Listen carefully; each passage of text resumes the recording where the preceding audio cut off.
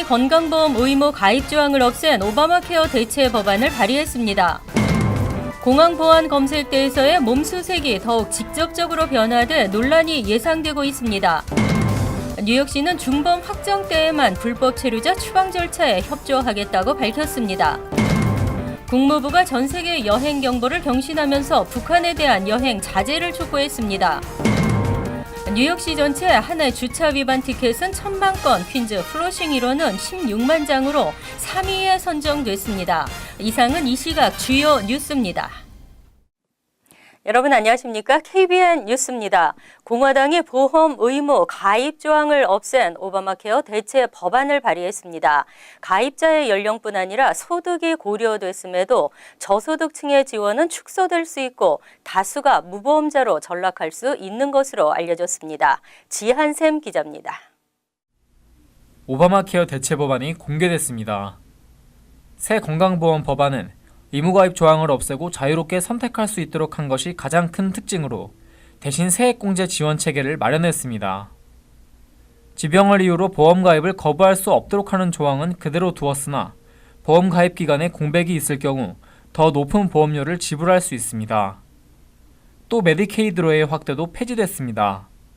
하지만 대체 법안의 세액공제는 당초 알려진 것과는 달리 가입자의 연령뿐 아니라 소득까지 종합적으로 고려해 보험료를 차등 제공하도록 했습니다. 세액공제에 따른 정부 지출을 줄이고 보험 가입자 감소를 최소화하기 위한 것으로 분석됩니다. 하지만 연령이 높을수록 더 높은 세액공제를 받게 됩니다. 더 힐은 세액공제 규모를 연평균 2,000에서 4,000달러로 예상하며 기존 오바마 케어와 비교해 저소득층과 노년층에 대한 지원은 축소되고 젊은 층과 고소득층은 기존보다 더 많은 세액공제를 받게 된다고 지적했습니다. 워싱턴 포스트는 공화당이 상당한 고심을 한 것이 틀림없다고 보도했습니다. 한편 민주당은 기존 2천만 명의 오바마 케어 가입자가 무보험자로 전락할 수 있다며 경고했습니다. 법안은 내일 소위원회 표결에 붙일 계획이지만 법안의 통과는 미지수로 알려졌습니다. KBN 뉴스 지한샘입니다. 지금도 지나치다는 공항 보안 검색대에서의 몸수색이 더욱 강화됩니다. 당국은 절차를 대폭 간소했다고 밝혔지만 직접적인 몸수색은 논란이 예상되고 있습니다. 북미국제공항협회는 최근 보안 공지문을 통해 공항보안 검색대에서 몸수색 절차가 변경됐음을 설명했습니다. 지금까지 몸수색 절차는 검색 대상자의 민감한 부위를 수색할 경우 손등으로 해야 하고 극히 제한된 경우에만 위협이 존재하지 않는다는 조건 아래 손으로 직접 검색해왔습니다. 하지만 앞으로 연방교통안전청 검색 요원들은 사적 공간에서 손으로 직접적인 몸수색을 할 수 있게 됐습니다. TSA는 성명에서 몸수색은 전자검색대 통과를 거부하는 승객을 대상으로 한 것이라며 기존의 몸수색 절차로는 은닉한 총기류를 발견하기 어렵다고 밝혔습니다. 하지만 어떤 기준에 따라 어떤 방식으로 몸수색을 할 것인지에 대해서는 구체적으로 밝히지 않았습니다. 다만 이번 조치는 5가지로 분류된 몸수색 절차를 대폭 간소화한 것이라고 전했습니다. 이미 TSA의 지나친 몸수색에 대한 비난 여론이 쇄도하고 있는 상황에서 승객들의 불만과 저항은 더 늘어날 것으로 전망됩니다. 한편 2016년 9월 테러를 예방하고 공항과 여객기 승객의 안전을 위해 전 세계 공항에서 보안 검색을 강화하도록 하는 내용의 유엔 결의가 채택된 바 있습니다. 트럼프 대통령의 새 반이민 행정명령이 발표되고 16일부터는 시행에 들어갑니다. 뉴욕시는 연방정부의 협조 요청에 중범 확정때에만 불법 체류자 추방 절차에 협조하겠다고 밝혔습니다. 6일 트럼프 대통령의 새로운 반이민 행정명령과 여러 차례에 걸친 연방 이민세관 단속국의 협조 요청에 대해 빌 드블라지오 뉴욕시장은 한 러시아 TV 방송에 출연해 입장을 밝혔습니다.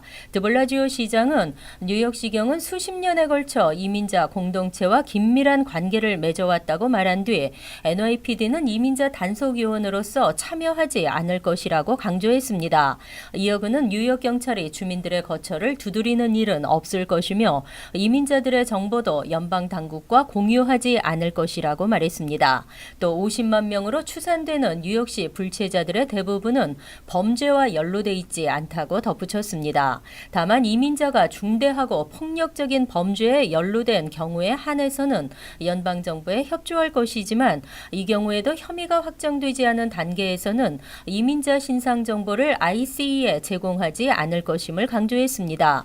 중범죄와 연루돼 유죄가 확정된 경우에는 추방과 관련해 ICE에 협조할 것이라고 말했습니다. 한편 뉴욕시경은 지난해 범죄를 저지른 불법 이민자를 붙잡아 구금해달라는 ICE 요청 80건 중 단 2건에 대해서만 신병을 인도했습니다.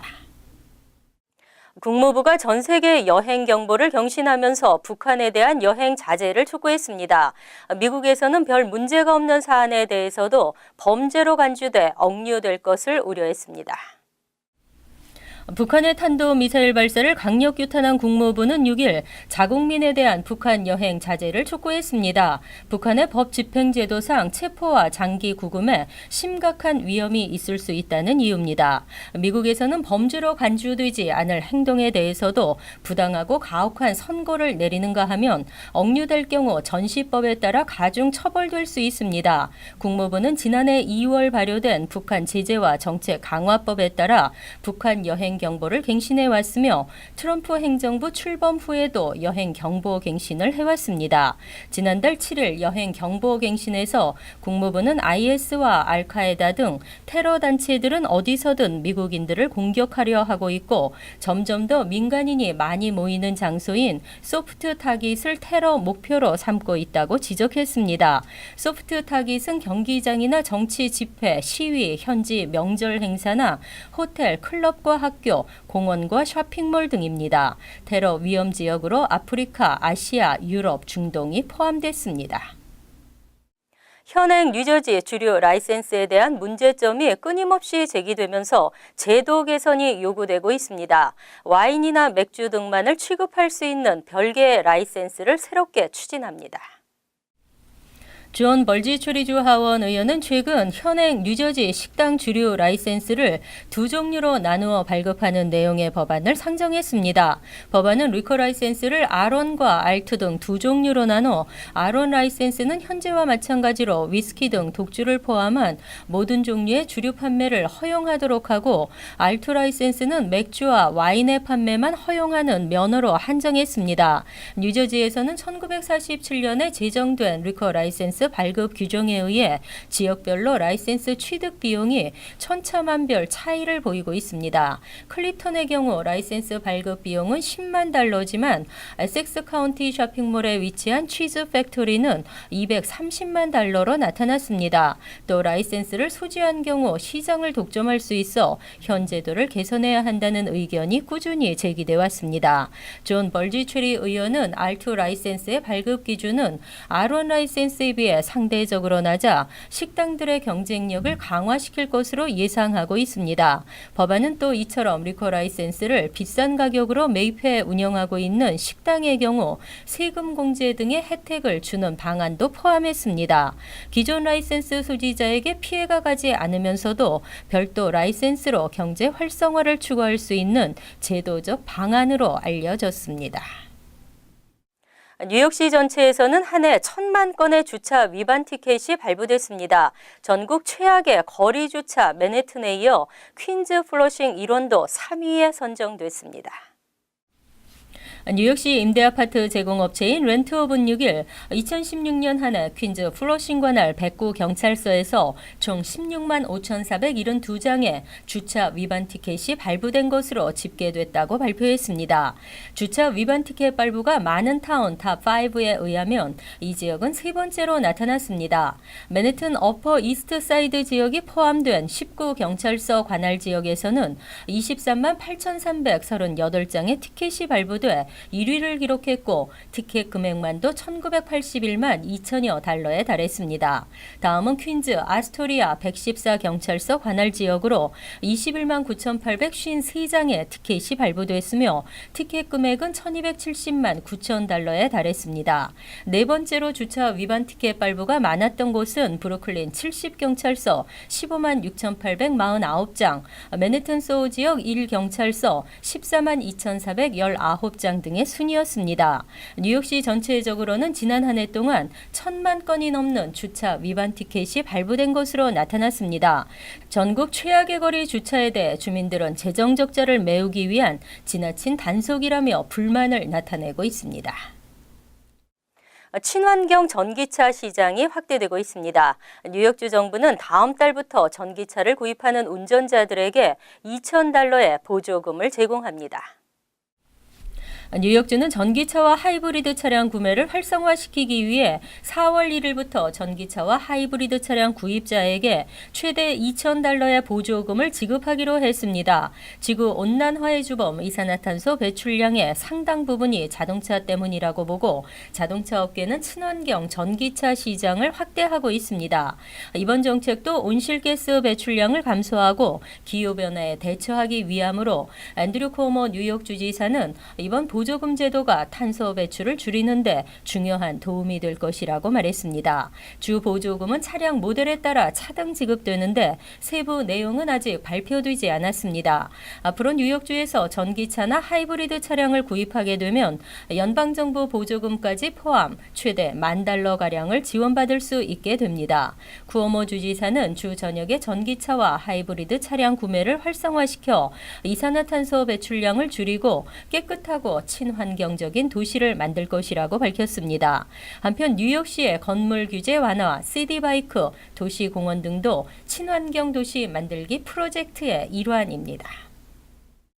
인터넷 관련 사기 피해가 꾸준히 증가하고 있습니다. 인터넷 사기 피해는 개인정보 도용과도 관련이 있어 피해가 심각한 것으로 나타났습니다. 뉴욕주 검찰청은 6일 2016년 한 해 동안 뉴욕주 소비자들이 검찰청에 고발 접수한 사기 피해 항목을 공개했습니다. 가장 많은 고발 접수를 기록한 피해 항목은 인터넷 관련으로 11년 연속 최다 피해 유형이었으며 총 4,605건으로 나타났습니다.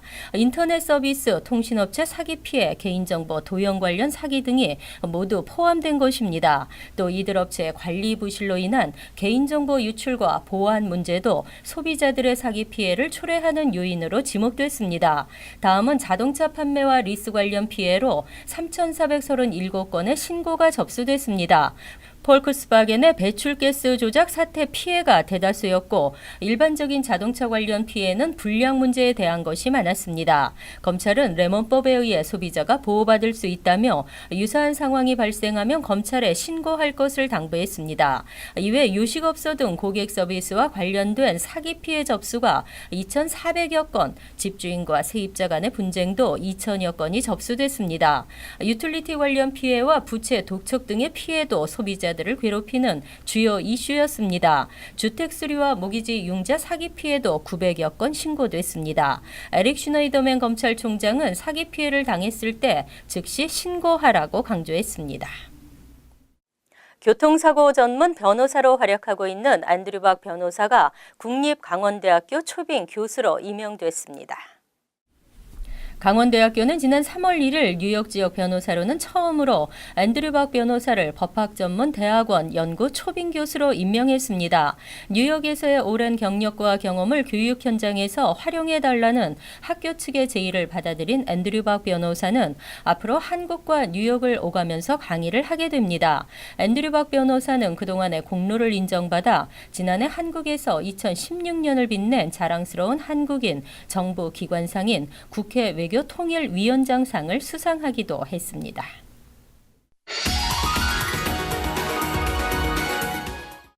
이어서 LA 지역 한인사회 소식입니다. LA 한인타운 한복판에서 한 남성이 흉기에 찔려 사망하는 사건이 발생했습니다.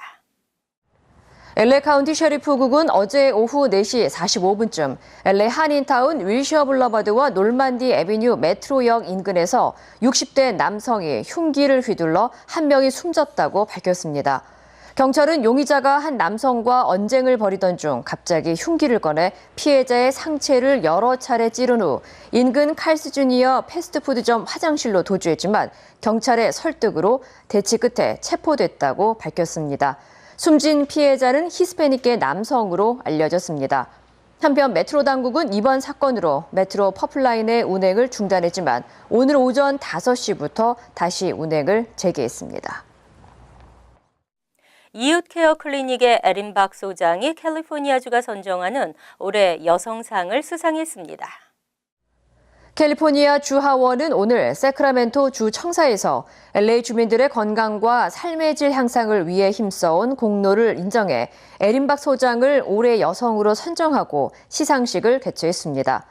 에린 박 소장은 시상식에서 이번 수상을 계기로 여성뿐만 아니라 남성, 저소득층, 소외계층을 위한 봉사활동이 더욱 확대되는 계기가 되길 기대한다고 밝혔습니다. 에린 박 소장은 가주 어린이 가정위원회 커미셔너, LA시 윤리위원회 커미셔너, 또 LA 통합교육구 합동관리위원회 위원장 등 커뮤니티 봉사와 관련된 분야에서 다양한 경험을 쌓아왔습니다. 월드리포트입니다. 외로운 노인들에게는 동물 로봇이 인기인 것처럼 요즘 아이들에게는 말하는 인형이 인기입니다. 하지만 개인정보 유출 위험이 단점으로 지적됐습니다. 귀여운 여자아이의 모습을 한 인형 카일라. 영국의 장난감 회사가 만든 카일라는 단순히 머리를 빗겨주고 옷을 갈아입혀주는 인형을 넘어 간단한 대화도 할 수 있습니다. What's your name? My name's Kayla and yours is Abby. 질문을 하면 그에 맞는 대답을 척척 하는데 대답할 수 있는 항목이 수천 개나 됩니다. What's your favorite color? I like pink the best. 인형과 관련된 스마트폰 앱만 깔면 대화는 물론 책도 읽어주고 게임도 합니다. 늘 곁에 둘 수 있는 친구가 생긴 것 같아 아이들에게 폭발적인 인기를 얻고 있습니다. 그런데 말하는 인형 카일라가 개인정보를 빼가는 스파이로 돌변할 수 있다는 경고가 나왔습니다.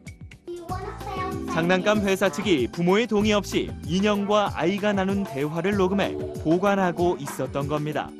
Little kids' voices are being dumped into this massive database that could be potentially accessed by law enforcement here. And more concerning, parents have no idea this is happening. 게다가 인형과 연결되는 인터넷망을 해킹하면 실시간으로 대화를 엿듣거나 아이들에게 질문해 정보를 얻을 수도 있고 집안의 다른 인터넷망으로 침투할 수도 있습니다. There are all sorts of issues about where that information is going, who's listening. 이 때문에 독일은 카일라 판매를 전면 금지하고 이미 산 인형도 없앨 것을 권고했습니다. 간추린 소식입니다. 6일 맨해튼 거리에서 생방송을 진행하던 ABC 방송 한인 기자를 공격한 흑인 남성이 체포되고 범행 동기가 밝혀졌습니다. 범인 케이존타 포스터는 단순히 내 음악을 알릴 수 있는 좋은 기회라고 생각했다며 친근하게 그의 어깨에 팔을 올렸을 뿐인데 그가 나를 밀쳤다고 말했습니다. 기자를 공격할 의도가 전혀 없었다고 덧붙였습니다. 6일 오후 2시쯤 브루클린의 세입자와 집주인 간의 분쟁으로 인한 총격 사건이 발생했습니다. 무장경찰들이 급파돼 용의자가 숨어있는 건물 밖에서 범인과 대치 끝에 오후 4시 30분 범인을 체포했습니다. 전직 경찰로 추정되는 용의자는 집주인과 언쟁 끝에 총상을 가한 것으로 알려졌으며 경찰은 범행 동기를 조사 중입니다. 6일 브롱스 검찰에 따르면 33세 한인 박모 씨는 지난 2월 28일 오후 7시쯤 브롱스 사운드뷰 와이플레인스 로드의 한 인근에서 집으로 귀가하는 한 여성에게 접근해 폭행한 혐의로 경찰에 체포됐습니다. 목격자의 신고를 받고 출동한 경찰에 의해 현장에서 체포된 박 씨의 폭행 동기는 아직 밝혀지지 않았습니다. 박 씨는 위협 혐의와 폭행 등이 적용돼 검찰에 기소된 상태입니다. 뉴저지 포트리 타운 경찰의 제임스 리 경사가 경위로 승진합니다. 지난 2015년 포트리 경찰 스티브 노 경위에 이어 두 번째입니다. 이 경사는 1999년부터 포트리 경찰로 근무해 왔습니다. 이 경사는 경위 승진 후에도 계속 순찰팀에서 일할 것 같다며 한인 사회와 경찰 간의 가교 역할에 더욱 충실할 것이라고 밝혔습니다. 선서식은 9일 오후 6시 30분 타운홀에서 열립니다. 환율과 증권 소식입니다.